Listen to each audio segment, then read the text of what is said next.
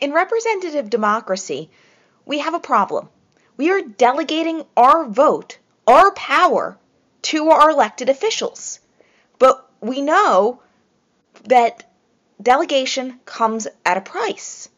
The risk of agency loss. We know this from looking at the president and how he delegates some of his power to the bureaucracy, but risks agency loss. It's the same thing for us.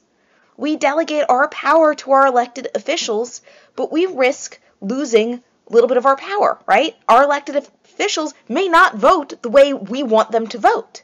We talked about that when we talked about delegate and trustee models of congressional behavior. So, if we are risking agency loss, how do we avoid that, or how do we minimize that cost? Well, by holding regular elections. When we have an election, we are telling our representative, we are holding you responsible for what you've done. Right? That's one of the key parts of an election. If we think our elected representative has not represented us well, we can vote for the other person. And therefore, we are holding our elected officials responsible for any agency loss. Now, there are also other benefits, other ways of reducing agency loss.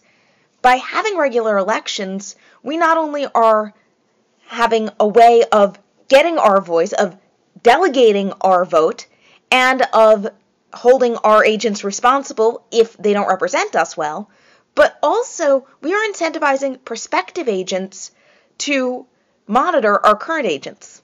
And what does that mean? Basically means, imagine you want to run for office. Let's say you want to run for mayor of New York. You're like, I'm not that happy with Mayor Adams. I'm going to run for mayor. So, what's your first strategy going to be? Probably looking at what Mayor Adams is doing and trying to find the things he's doing that people would disagree with, right?